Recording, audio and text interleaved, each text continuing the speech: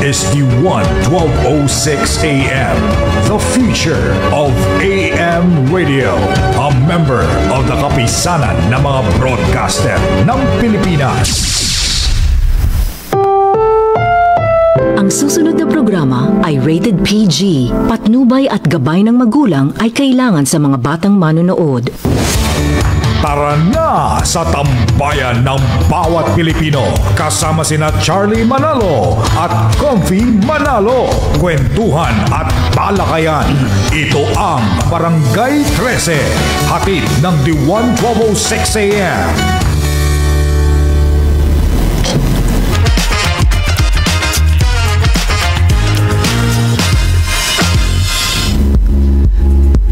Magandang hapon mga katambay. Narito naman tayo sa, syempre lang, walang iba kundi sa paborito natin tambayan sa hapon, dito lang sa Barangay 13. Ako po si Charlie Manalo, ang inyong katambay na laging handang mag-update sa inyo sa mga kasalukuyang kaganapan sa ating lipunan.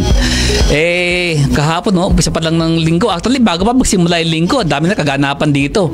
Ngayon ang daming mainit na balita, pero salamat po sa yun sa ating mga kapatid sa sa Iglesia ni Cristo. Naglinaw po kasi sila na yung kanilang ginawang pagkilos ay walang intensyon na makilahok sa panawagang ng ibang sektor na pabagsakin ng gobyerno o lumahok sa anumang ibang pamamaraan para yun nga palitan itong pamahalang to gaya ng kudeta o snap election. Hindi yan. Kaya nga biglang kagabi nagulat lahat nung isang senador ay nanawagan ng pagpapabagsak sa gobyerno, di imbis na hanggang sa ngayon pa sana yung pagkilos ng ating mga kapatid sa Iglesia ni Cristo, yun, bigla pong tinigil na. Anyway, yun. Meron po kayong mga makatanungan o mga puna, mga suggestion. Pwede po kayo mag-text sa ating sa ating social media page dito po sa The One 1206 AM at syempre sa ating virtual newspaper and the Daily Chronicle. Meron din po tayong sa Facebook, Daily Chronicle. Sa ngayon po wala po tayong kasama dito kung katambay sa ating istasyon, pero magkakaroon naman po tayo ng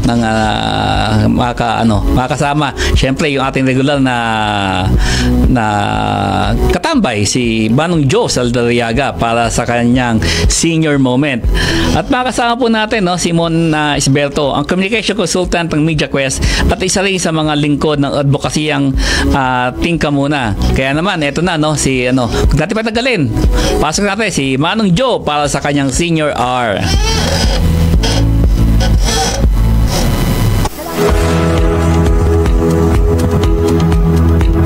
Magandang araw po sa inyo mga ka-senior. Maraming salamat at pinili nyo ngayong araw na makasama ang inyong lingkod, Manong Joe Saldariaga, para sa isang makabuluhang diskusyon dito uli sa Senior R.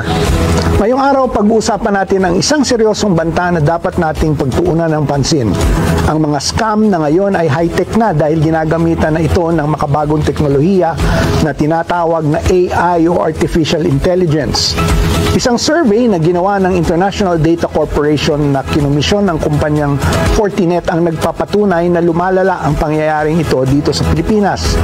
Bukod sa mga panloloko sa pamamagitan ng text, email o tawag, mayroon ng mga bagong paraan ng pagpapanggap na ginagamitan ng deepfake impersonation.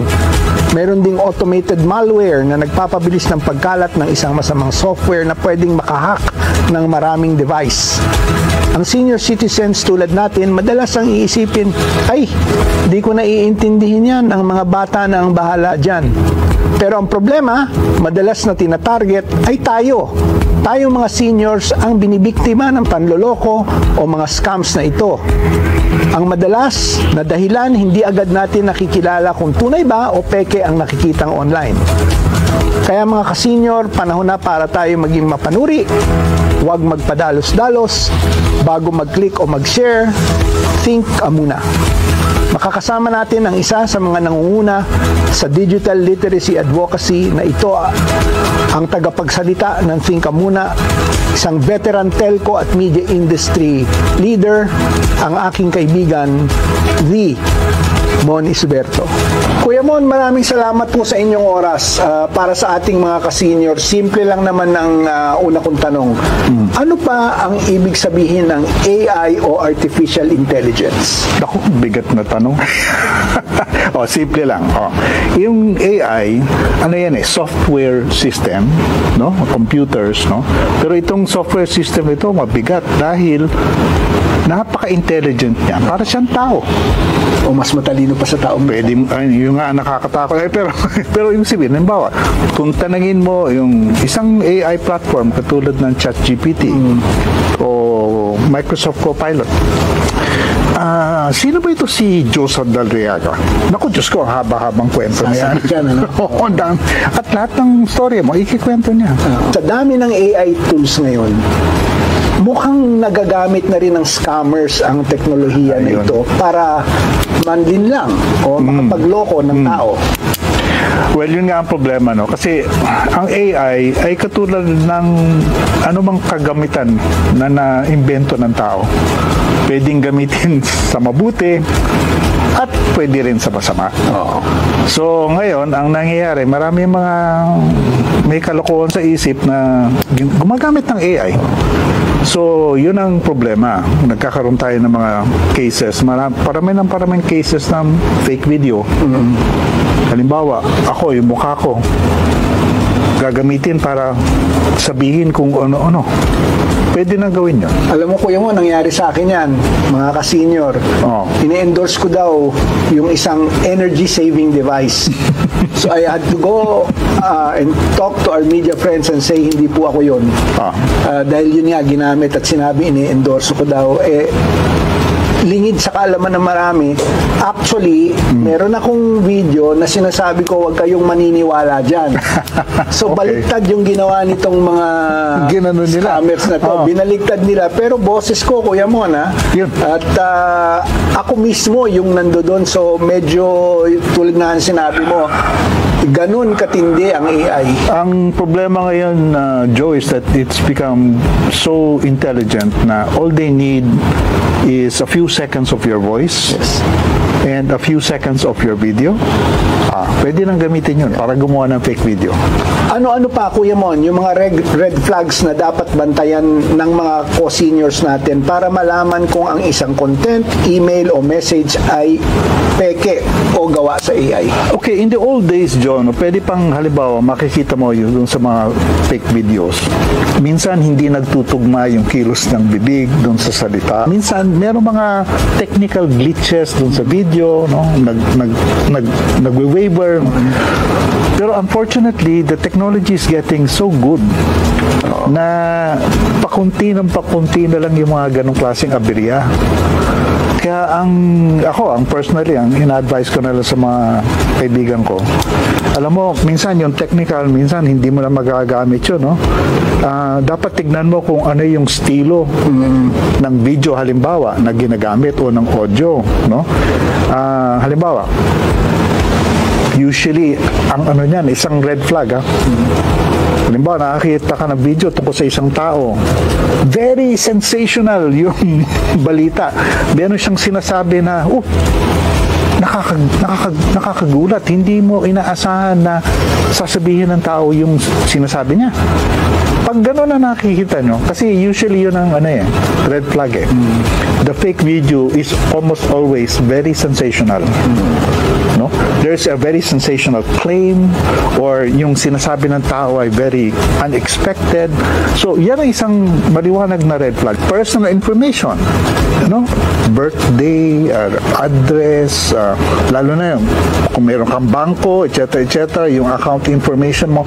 Pag tinanong ka gano'n, siguradong ako, 100% fake yun.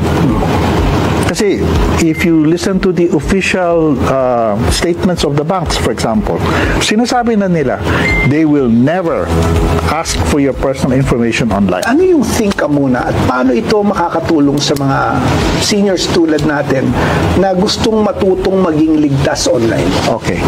Yung think ka muna isang tinatawag namin media information literacy advocacy. No? Nagsama-sama po ang mga iba't ibang kumpanya ng Media Quest Group, PLDT Smart, at saka Kapisanan ng Broadcaster ng Pilipinas. Ito ay mga media companies at saka telco companies. No? Ang gusto namin i-promote is yung ang tinatawag namin media information literacy. Sa madaling salita, mag-isip mo na bago kumilos. Okay? Kumbaga, yun, mga ka-senior, mag-isip muna bago kumilos. Kaya nga think ka muna Yun ang pangalan ng Bakit? Kasi to make a long story short, Joe, yung pag-iisip bago kumilos, yun ang tinatawag namin the beginning of wisdom. Na beginning of wisdom that is very important and very critical. Kung hindi tayo maghihinay-hinay at mag-iisip muna bago maniwala at worse, kumilos. No? Pipindot ka ng butones o magkiklik ka ng link. No, so that is the key message that we are trying to ikalat sa ating mga kababayan na dapat mag-develop tayo ng habit na dapat huwag tayong magpadala.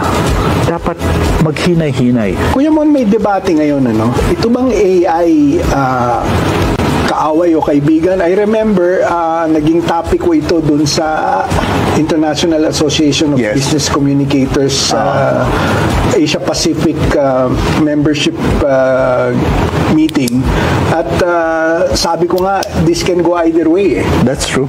Kailangan ma-decipher mo, hindi dahil ang AI ay nandyan as a tool, lahat na lang ng gine-generate through AI, paniniwalaan natin. Sabi ko, medyo mahirap yan. So, para sa'yo, ano ba ang tamang paraan ng paggamit ng AI? Paano natin madidistinguish kung yung nilalabas na AI ay totoo at yung nilalabas na AI ay bogus? Alam mo, napakahirap yan, Joe, because like I said earlier, the technology is getting better and better. Pero pag ganyan na ang sitwasyon, dapat huwag natin kalimutan na AI is basically a tool. Okay? Unfortunately, the truth is, a tool can be good or bad depending on how you use it. And it's people who decide. Not the AI. It's people who decide how to use it. So, anong ibig ko sabihin? Asahan na natin, unfortunately, na mayroong mga tao diyang gagamit ng AI para sa masama. So, dapat, katulad ng pinag-usapan natin kanina, dapat matuto tayo kung paano gamitin yung ating critical thinking para maiwasan yung mga panloloko. Nasa tao pa rin, Nasa tao pa rin. At the end of the day, babagsak sa iyo yun, mga kapatid, mga ka-seniors. Okay? On the other hand, sige, that's one side. The other side naman is, pwede mo naman gamitin ang AI para makatulong sa tao. Marami kang pwedeng gawin, from everything from healthcare to education. Dapat pag-aralan naman natin yon. There are ways to, ako, for example, personally, nagre-research ako ngayon. Ginagamit ko yung AI. I use different AI tools. Pero, sorry baby boomer ako Pareho tayo. Ibig ko sabihin, meron pa akong old analog habits. And one of my old analog habits is I double check. Cross-check. Yes. Tama. So, sige, hindi sapat yung, sige, nakita mo na sa AI. Dapat meron kang back up. Sine-check mo, tama. Okay. Kung okay lang, di tuloy. Pero kung makita mo, ay parang tawagan nila, nagha-hallucinate si AI. Kasi nangyari yun. Ang AI naman talaga, hindi naman 100% yan Sometimes it will really give you a stupid answer. No? So, you won't know that if you don't check. Yes. So, ang habit talaga ng mga baby boomer, I always double check. Double check. Huwag kang mag-umasa na lumabas yun, tapos na. Wag ganun. Mga ka-senior mag-double check. Alam mo ninyo, sa generation namin, ang inabot namin, index cards. Kaya from the index cards, hahanapin pa po namin namin yung libro. But now that AI and the information is so easily accessible, it is still very important to double check, sabi nga ni Kuya Mon. Ano po yung mensahe ninyo para sa ating mga senior citizens at ating mga kapatid pagdating sa pagiging ligtas, alerto at mapanuri sa digital world? Alam mo, mga kapatid, mga ka-senior, alam mo, minsan kasi marami sa ating mga ka-senior ay nai-intimidate sa technology. Parang, hindi ko kaya yan. No? Ako, ang suggestion ko, kung meron kayong mga gustong gawin na hihirapan kayo dahil hindi nyo naintindihan, ikausapin nyo yung mga apo nyo. Talayin nyo, iyo, paano ba gawin ito? Paano bubuksan itong window na ito, yung ganyan-ganyan? Kasi, ako sigurado ko, mas marami siyang alam kaysa sa'yo. Pero importante kasi na ikaw, kahit na senior ka na, kasi magagamit mo yung digital technologies makakatulong yan sa iyo. Ang importante, malaman natin kung paano gamitin. At paano gamitin ng tama at paano gamitin ng ligtas. Napakaganda nung binitawan na yun ni Kuya Mon.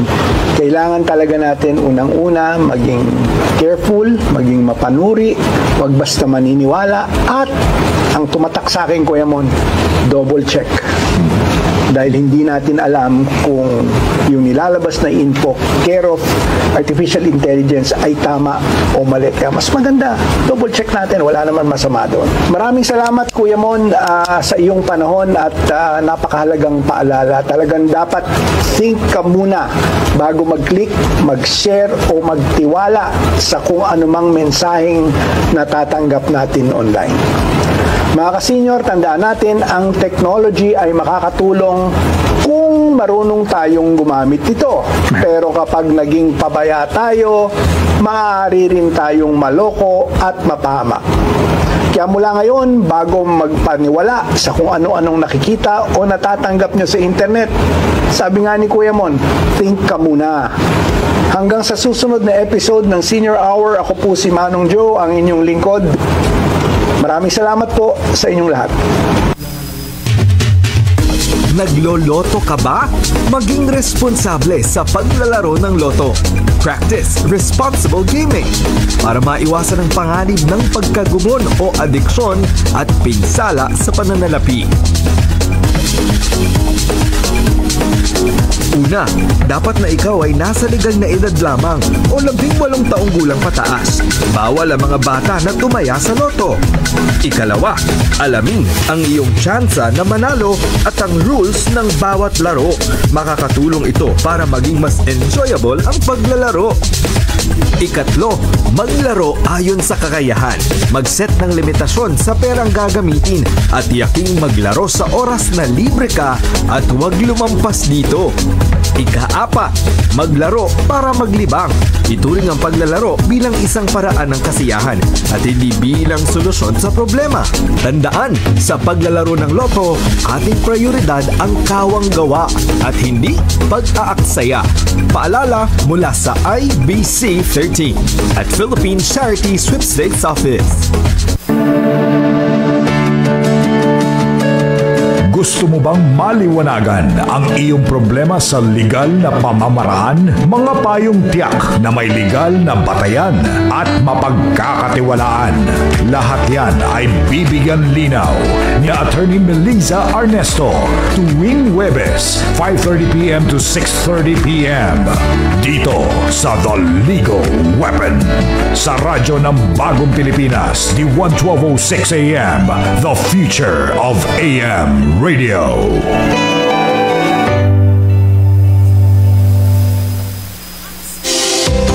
Sa bawat balita, may koneksyon. Sa bawat issue, may kwento. At sa bawat Pilipino, may epekto. Ito ang Balitang Konektodo. Ang programang hindi lang nagbabalita, kundi nagpapaliwanag kung bakit ito mahalaga sa atin. Kasama si Cecil Villarosa, isang veteranong journalist na may puso sa katotohanan. Pakinggan ang News Bites. Balikan ang throwback tayo. At suriin sa anong connect sa atin. Balitang Konektodo. Lunes hanggang Biyernes, alas 9 ng umaga. Dito lang sa D1 1206 AM.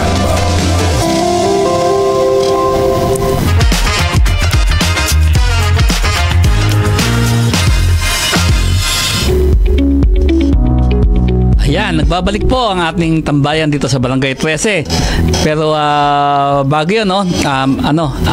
Bago natin talakayin yung mga maiit issue ngayon, maraming salamat po. Salamat po tayo kay Manong Joe at kay Ginoong Monisberto para nalinawan tayo dun sa nabigyan tayo ng konting linaw sa AI kasi totoo nakakabahala na talaga to. Kanina nga nanonood ako ng sa SOCMED yung mga video. Ito sila sa hindi ko pinakanta para akala mo talaga totoo na yung halos sabay na yung buka ng bibig niya doon sa kanta. No? At pati lyrics iniba, pero yung yung audio yung background music sakto. Sabi ko parang kayang-kaya nang gawin talaga. Tama sabi ni Ginong Monisberto na dati madali pa mahalata kasi hindi sumasabay yung bibig dun sa buka ng bibig dun sa mga salita, may mga glitches pero ngayon halos konting-konti na siguro mape-perfect na nito. Kaya nga sabi natin mga mga taga-subaybay si David Ahero, nakakabahala talaga yung scam ng nag-level up na din. Parang nakakabahala na daw mag-cellphone ngayon sa dami ng scam. Si Raha Soriano, dapat talaga mga pangalagaan yung mga seniors against scam. Kasi totoo naman talaga, syempre, yung mga senior hindi siya ganun kateki dahil syempre bagong di ba? Inabot namin yung sabi niya index card, typewriter, di ba?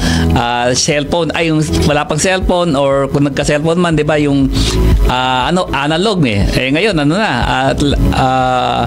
smartphone, lahat nandun na. Kaya dagdag ni Raha, di tayo dapat kampante. Sabi naman ni Mika Go, parang kahit saan nagamit yun na yung mukha ng ilang personalidad. Kaya sabi sa dagdag niya, as much as possible, doble ingat. Tama po yun. Sabi naman ni Alson Cuevas, yung ilang sa atin, better guide din po yung mga seniors. I-guide po natin sila. Si Celine Cruz, mahirap na mabiktima, kaya now pa lang maging maingat na.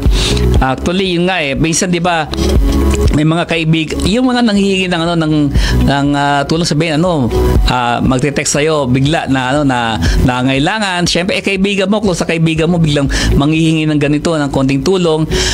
Yun pala, nahack na yung cellphone, nahack na yung di ikaw naman si bigay. Yun pala, pagbigay mo, biglang cut na yung linya kasi hindi siya yun, nahack lang. Paano po natin may iwasan yun, di ba? Ang hirap. Kaya ang pinakamaganda, pag may nag-text sa'yo at humingi ng nangungutang or what, tawagan mo po para malaho mo siya ngayon. Tanongin mo, saan tayo huli nagkita, ano huli natin ginawa, di ba? Yung bigyan mo ng mga tanong na siya lang ang makakasagot. Sabi ni Emily Alejandro, alalayan dapat ang mga seniors. Tama po to. Si Danica Arsenia, wag na tayong magpabilang sa mga na-scam. Si Ella Marie Salva, correct, sila din kasi ang madaling mabibiktima. Tama po yon. Joseph Ko, wag pindot ng bindot yung mga link. Medyo nakakaduda na. Think before you click. Yun. Si Tasha Lozarno, kaso yung iba ginagamit sa kalokohan. Yung AI to, marami po talaga. Ayan, si Catherine Gases, nanonood. Si Tetay Manalo, good afternoon. At si Karen Diaz, magandang hapon sa iyo, Karen. Si Avery Castro, tamang research din mo kailangan. Si Gray Jacinto. Si Dwight Aquino, basta wag maniwala. Si Romel Libid, ang ating masugid na taga-subaybay. Mapagpalang Martes po sa lahat ng katambay. Magandang hapon sa iyo, Romel. Anyway, balik tayo sa days lead alam natin na sariwa pa sa alaala natin yung kasi nung linggo lang yun yung 3-day rally sana ng kapatiran mga kapatid natin sa Iglesia ni Cristo.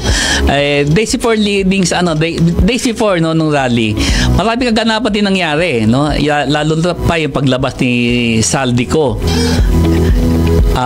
Biglang lumabas at sabi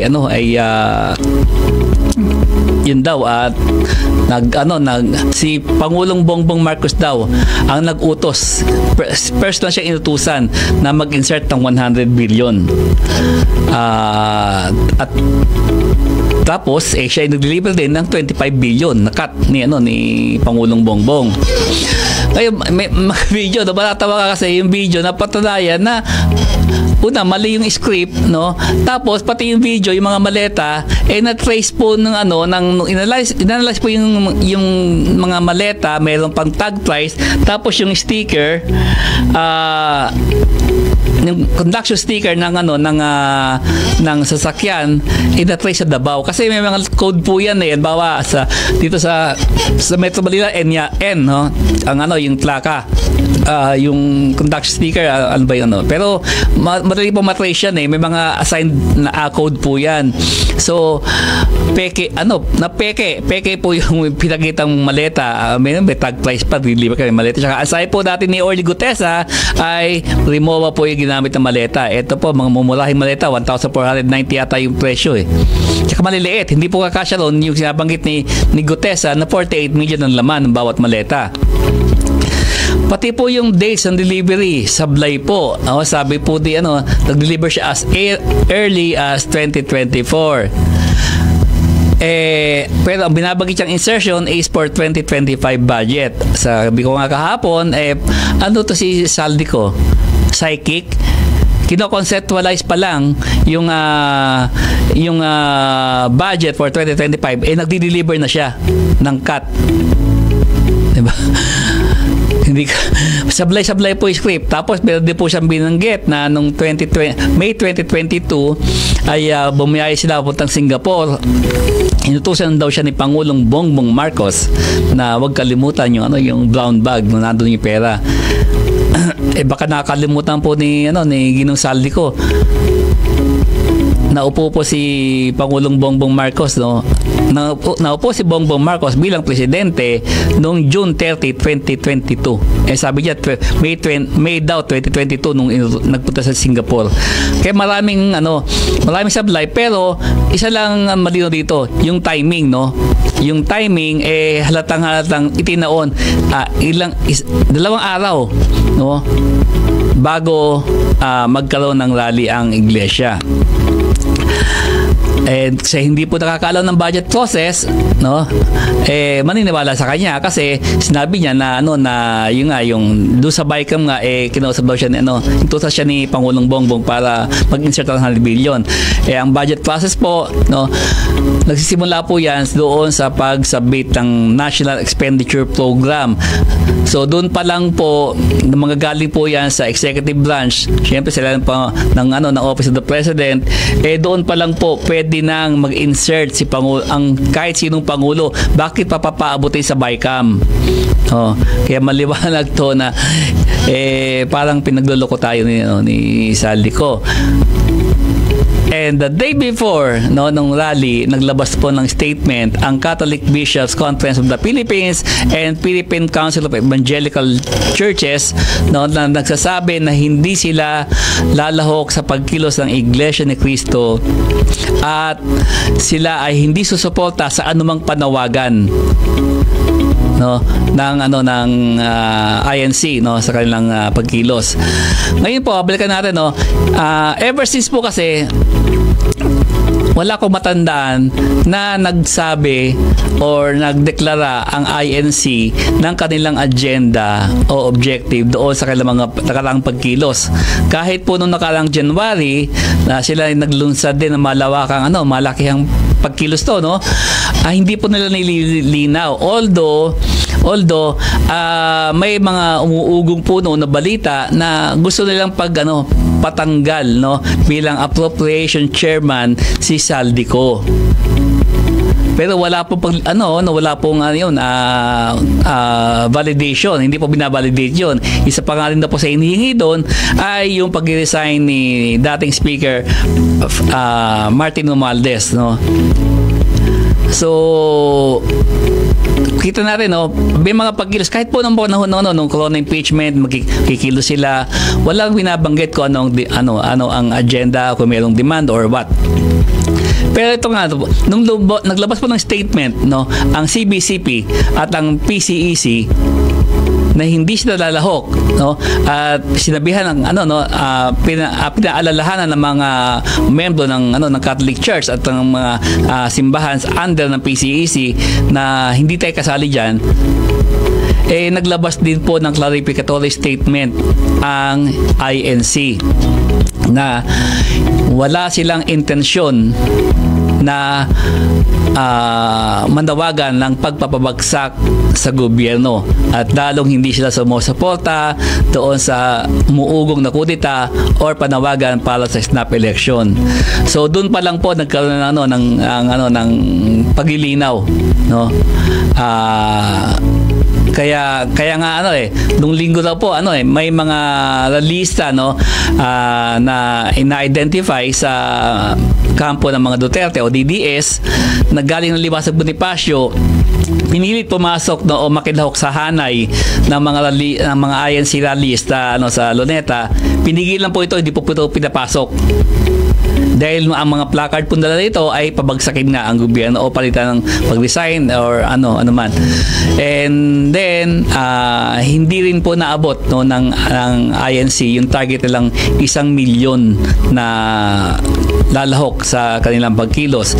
Ang pinaka-peak po nito nasa 650,000 daw nung linggo ng gabi, pero pagdating po kahapon ng umaga numipis na lang po ito sa 100 to 120,000.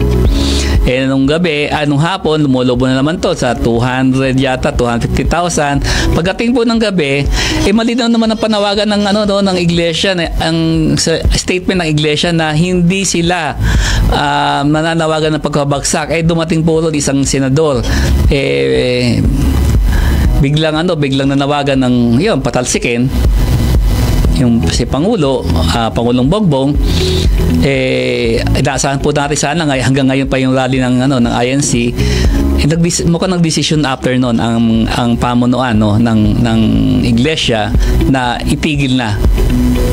Kaya kanina yon pasalamat tayo sa Iglesia ni Cristo at maganda man din actually panawagan accountability, transparency and accountability. Tama naman, lahat naman po tayo nanawagan ng ganon. Kasi sobra na po itong sobra itong sa yung nabuko o nabulilyasong anomalya sa flood control. Hindi isip ko paano pa nakakatulog itong mga taon to di ba? Ito yung baha, grabe ang baha ngayon, no.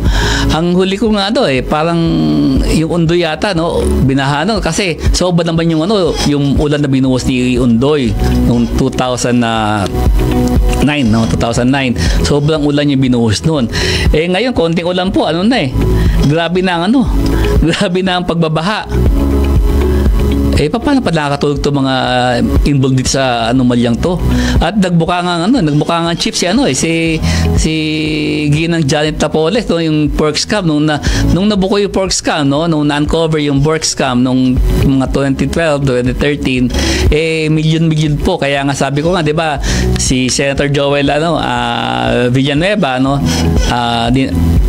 nag-issue ang ombudsman dito ng perpetual disqualification from public office. Ang involved lang po ito is 10 million. Ngayon po daang-daang milyon, bilyon-bilyon ang pinag-uusapan. Grabe, hindi na lang masakit sa loob, so, hindi na po, ang hirap hindi ko wala paano i-express dito sa programa ko yung nararamdaman, alam ko ito rin ang nararamdaman ng bawat mamamayan, kaya nga 'di ba yung mga pagkilos sunod-sunod din naman yan kita niyo pagkilos noong September 21 at kayo nanawagan din ng CBCP na mayroong pagkilos daw sa November 22 ba o 21 and November 30 sabay na paggunita ng kapanganakan ni Andres Bonifacio. So sino po ang dito ang loser, Sino po ang At sinong nanalo? Una, nanalo dito tayong mamamayan dahil hindi po kumbaga yung pagkilos ng iglesia pinapanatiling yung awareness nating mamamayan doon sa mga anomalyang to na dapat singilin natin yung mga nakaupo di sa anomalyang to. Kailangan maging transparent lahat, maging accountable, lalo na yung mga sangkot sa anomalya. Sino ang biggest loser? Yung mga naghahangad na maupo agad. Yung mga naghahangad na pabagsakin ng gobyerno dahil nagsalita po ang malalaking grupo, religious groups, although religious groups to, syempre wag po natin hindi po religious groups hindi po nakikialam sa political affairs, kasi po ito ang pangunahin pong obligasyon ng mga religious groups ay pangalagaan ang kanilang flock, di ba? So tayo, Katoliko, flock niya, syempre tayo bang Katoliko, syempre ganoon din na INC, ganoon din ibang mga sekta, di ba? Pangalagaan. Kung sobra na yung pambibiktima at pambababoy itong mga politiko at mga opisyales, na yung hindi na po simpleng kasopangan, ganid na po yung yung siguro, kung meron pang mas lakas na termino bukod sa ganid, yun na po siguro ang pwedeng gamitin para i-describe ang mga taong to. Sobra na po, wala nang kabusugan. Di ba? Bilyon-bilyon. Sabi ko nga kung kahit po kaapu-apuhan ito, mabubuhay ng marangya, pwede bumili ng mga kahit eroplano pa dahil sa laki ng mga kinurakot, allegedly, bakit inaamin naman ni ng mga DPWH official, si Alcantara, si Hernandez, inaamin talaga na nagdi-deliver sila. So paano, di ba? Paano nasisikmura yun? Tatakbo ka para lang di ba, para lang siguraduhin na makakapangulakot ka. Tapos magtatago ka sa parang kung magsalita ka para ka nasa pulpito. Hindi na po ito nakakatuwa. Sobra na po ito. And salamat, sabi ko nga, salamat sa kapatiran, sa Iglesia ni Cristo. Pinapanatili ni-remind nila yung kanilang pagkilos isa pong pag-remind sa atin na dapat manatili tayo mapagbantay. Anyway, ang gabalik po pabalik po tayo sa sesyon para pakilala. Huwag kayong aalis dahil magbabalik po ang tambayan dito sa Barangay 13.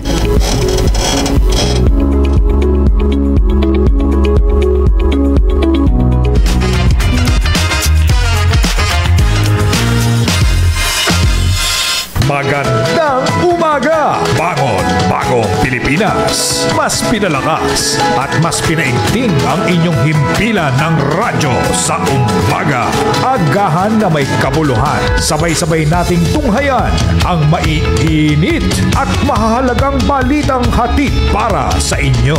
2 oras na balitaan ng may tamang impormasyon at malasakit. Kasama si Alice Noel at Simon Ong. Mula alas 6 hanggang alas 8 ng umaga.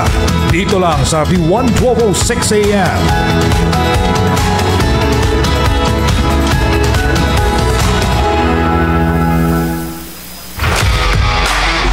Sports fans, game na!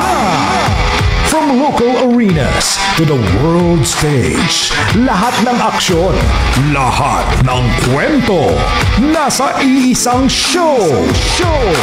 Kasama ang veteran sports journalist na si Bill Velasco with live interviews with your favorite sports personalities dito sa Pilipinas at sa abroad. Don't miss the game sa Hardball with Bill Velasco every Monday to Friday, 11 a.m. Dito sa radyo ng Bagong Pilipinas, the 1206 a.m. The future of AM radio. Mag-ingat sa mga text messages na nagsasabing nanalo ka sa loto at kailangang mag-send ng pera upang maklaim ito. Ito ay scam. Huwag maniwala, huwag mag-reply. Tandaan, ang PCSO ay hindi magsisend ng mensahe sa inyo na nanalo kayo ng premyo sa loto. Maging mapanuri. Play smart, play safe, play responsibly. Isang paalala mula sa IBC 13, PCSO at DATV.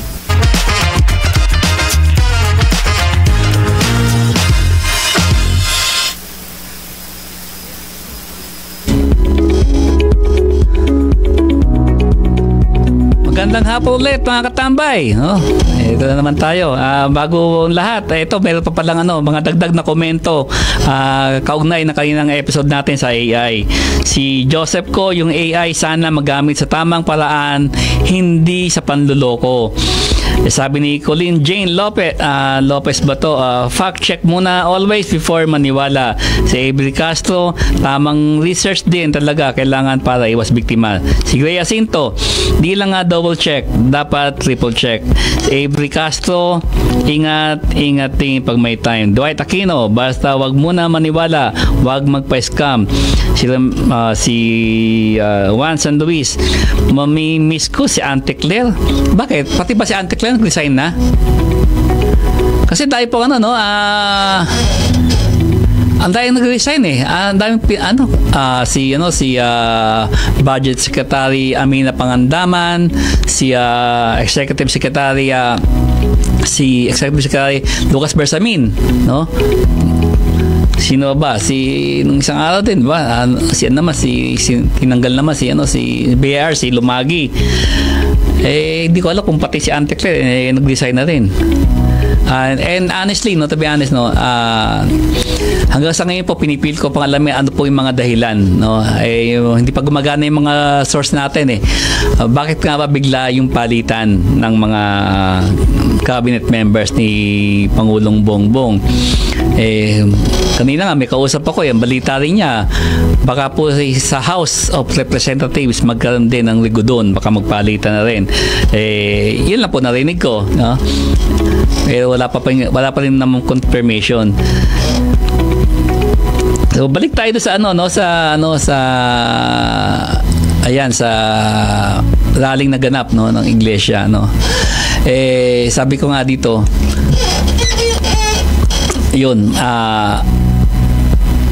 malaking bagay yung ginawa ng iglesia para mapanatiling buhay yung ating awareness dito sa pinakamalaking sobra. Paano di-describe natin gaano kalaki tong ano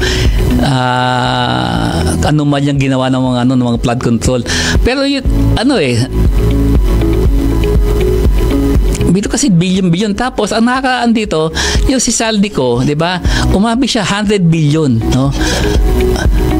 Kaya totoo, kaya hindi. Pero nakakatawa din kasi dito kay Saldico. Sinabi niya, wala raw siya kinuha kahit 5. Sino po maniniwala rito? I-risk mo yung political career mo, yung buhay mo, wala ka man lang di ba? Tapos ikaw pa rin personal nag-deliver ng 25 billion. Nagkino-contradict naman ito yung mga testimonya nila Bryce Hernandez at ni yung kanilang tao si Gutesa na sinabi siya nag-deliver. So ano ba talaga totoo? No? Kung mapapansin nyo nga, di ba? Laging laging may semblance ng katotohanan pero mas malaki yung kasinungalingan. Kanina kinonfirm ni Senator Pampilo Lacson, siya yung chairman ng Blue Ribbon Committee, na totoo daw nagkaroon ng insertion na 100 billion pero hindi daw po hindi daw po ito sa direktang utos ni Pangulong Bongbong Marcos. May gumamit po sa kanya. He was misrepresented, ang sabi ni Senator Ping, no? Parang apo yata daw ni E.S. Bersamin yung nagpa-insert, tsaka yung isang taga Oliver ba yun? Hindi ko maalala, no? Basta yung kanyang binanggit niya, no? And doon napunta yung kickback. Pero saan kinukuha ngayon? Sino ang kausap? Kung totoo po ito, sino ang kausap? Si Saldico nga ba? Or sino? Wala akong or yung sa DPWH, or hindi ko po maintindihan eh. Tapos bakit na po inaangkin ni Saldico na para bang siya ganun ka-close kay Pangulong Bongbong, para siya mismo utusan. Ito lang ang sasabi ng ang sabi daw ni Hernandez, ang nagpa-insert daw itong 2 taon to. Ngayon, pansin natin ulit, no, yung mga testimonya, laging may semblance ng katotohanan, pero mas malaki po yung kasinungalingan. Totoo, sabi ni Ping Lacson, Senator Ping, meron daw talaga 100 billion, pero yung sino nag-request at saan dinilibre yung kickback, di ba? Doon sablay. Even po, at isa pa lang diyan, bakit ayaw banggitin ni Saldico yung mga pangyayari noong 2022 pababa hanggang 2016. Kasi naman po nila Sara Diskaya na sila yung simulan 2016. Bakit lagi po natin kinakalimutan yung 2016 hanggang 2022? Kung matandaan po nito, si Saldico po, ang kanyang meron siya kumpanya, yung Sunwest Corporation, na corner po nito yung billion din halaga nito kontratang to, yung laptop sa DepEd, yung supply po ng laptop sa DepEd. Nag-supply po siya ng outdated models ng laptop.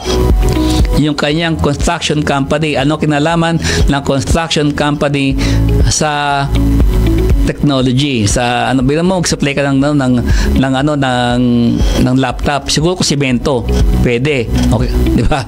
Ito bilang mo laptop as sinupplied, outdated pa. O bakit yun ayaw niya? Sana, di ba, kung mag-isinumalag ka rin lang para maging kapaniwala, aminin mo yung involvement mo, yung pagkakasangkot mo, hindi yung dumati ikaw ay balinis dito di ba? Ikaw yung parang binuli ka para gumawa ng corruption, ng krimen para sa mga taon to. Kalokohan naman po ito. Dahil alam natin ang dami mong involvement din mula pa noong 2016 o 2019 siguro, di ba? Pero wag natin kung sabi ko wag selective, no? Hindi natin sasabing malinis to pang administrasyon to, di ba? Ang dami nga natin nabuko na hanggang ngayon marami pang lumalabas ng mga anomalya pero wag selective, isama natin yung mga nakaraan kasi doon nagsimula yan di ba? Sabi ni Diskaya, maliwanag to, 2016 sila nagsimula. Bakit sa investigasyon kinakalimutan yung 2016 hanggang 2022? At nagsalta na rin ang abogado ng mga Diskaya na nung dumating, nung pinag-testify daw sila, ang hiningi lang sa kanila ay record ng 22 pataas. Mukhang mayroon po mga membro ang Blue Ribbon na may pinoprotektahan yung nakaraang administrasyon o kung sino man sa nakaraang administrasyon, but ayaw ibuyang-yang yung record ng 2016 hanggang 22. Diba? Ito pa, sabi na ito kaya sabi ko, diba, yung panawagan ng transparency and accountability. Si Senator Marcoleta po, inamin niya, na meron sa kanya mga nag-donate nung kanyang campaign. Inabot na mahigit 100 million yung nagasaya sa kanyang campaign. Pero, ang kanyang asset ay 50 million lang. Kaya sabi niya, may nag-donate sa kanya. Bakit po ayaw niyang i-disclose sino yung mga donor? sa kanyang SOSE, kasi dapat po yung SOSE, yung statement of contributions and expenses, dapat ano po yan, kumpleto po yan yung record. But ayaw pang i-disclose. Meron din po bang contractor dito? Patatandaan natin na ang hindi po involved directly. Ako sasabi ko, hindi po directly involved yung asawa po ni Senator Marcoleta sa mga kumpanyang Diskaya. Alam po sila, insurance po sila eh. Yun lang po nakakakuha ng syempre pag may po yan, proyekto, kailangan po i-pass sa insurance, no. Doon po papasok yung asawa ni Senator Marcoleta. Hindi direktang hindi siya opisyal, no, ng mga kumpanya ni Diskaya, pero sila ang insurer.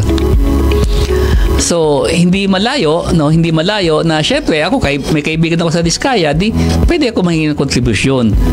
Bakit ayaw po disclose natin? Yung nasabi ko, di ba, yung clean hands doctrine. He who comes to court should come with clean hands. Diba? Linawin natin, iklaruhin natin para makita ng wala tayong tinatago, wala tayong pinoprotektahan. So, i-disclose po natin yung ating contributors sa SOSE. So, kung nanawagan po ang INC ng accountability and transparency, sana po i-compel din natin si Senator Marcoleta na i-disclose niya, full disclosure na kanyang SOSE, sino kanyang mga donors, campaign contributors. Hindi lang po yung ibang hindi lang po yung mga opisyal na nasangkot na naglabas sa mga pangalan, pati po ito dapat si Senator Marcoleta kailangan, kasi you lead by example eh, di ba? Hindi naman pwedeng may bang exemption yung panawagan mo. Naniniwala man ako sincero ang iglesia, ang INC sa kanilang panawagan ng accountability and transparency, pero unahin po natin yung isang kasapi natin na si Senator Marcoleta. Dahil dito po masusukat ito yung magpapatunay na tayo ay walang wala po tayong kinikilingan. Sabi nga lahat yan pare-parehas ang tingin natin. Po. Anyway, yun. Siguro mag-shout out portion muna tayo, no?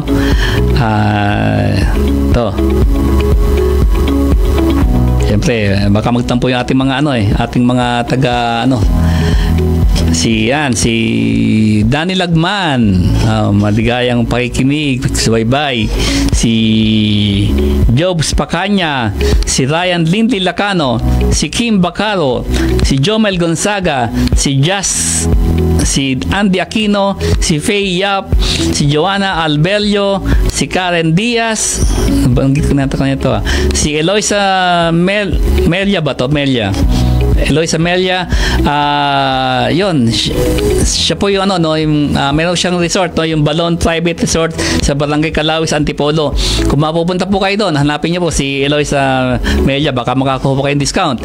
Si Roxy Busa, si Tino Henyo, Teresa Lucena, si Chloe Ann Guerrero, Vanessa Apple Pilar, Donna Miralles, Chantal Claire de la Rosa, Cel Verondo, Bel Cruz, Akira de la Vega, si Julia O, Gillian Atienza, ito mga co-parents natin sa Quezon City Science High School. Si Angela Curia, si Rose Quesada Rodriguez, Annabel Gaetano, Steve Sumido, Attorney Desi Gison, si Commissioner Bong Gison, si Ma'am Elizabeth Gran, si Ma'am Melay Austria. Maraming salamat po sa pagsubaybay sa ating tambayan dito sa Barangay 13. Kung meron po kayo mga puna or meron kayong pabate, wag ba okay, mag-text lang po kayo or mag-comment sa ating Facebook page sa The One 12:06 AM at sa Daily Chronicle sa Facebook page din po ang Daily Chronicle, yung ating virtual newspaper. Pero bisitahin din po yung ating website, www.chronicle.com.ph. Baka meron tayong namimiss dito eh. Sandali lang ha.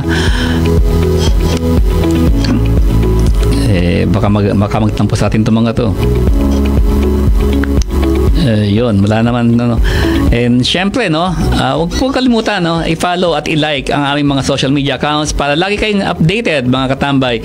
Facebook sa The One 1206 AM, sa YouTube at The One 1206 AM, TikTok at Instagram at The One 1206 AM, at syempre ang X, ang dating Twitter at The One 1206 AM _ maging updated din syempre sa ating virtual newspaper, ang www.chronicle.com.ph, at sa aming Facebook page, Daily Chronicle, your virtual newspaper. Sa syempre meron po tayong TikTok at Instagram.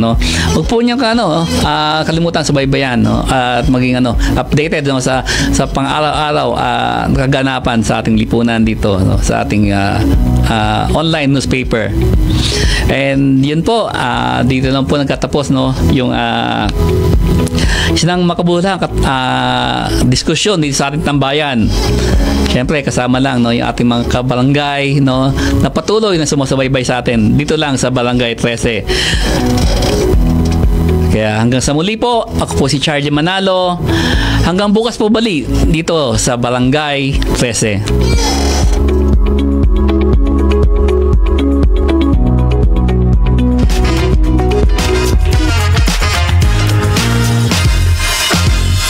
Chikahan? Check! Bardagulan? Check na check! Pasikatan? Super check! Hindi haggard ang morning mo dahil kasama mo ang tambalang kukumpleto ng araw mo. DJ Melody at DJ Gabby. Makisali sa tawanang may matututunan. Makimarites to the next level. At ma-inspire to start your day with positivity. Woke up like this. Lunes hanggang Biyernes, alas 8 ng umaga.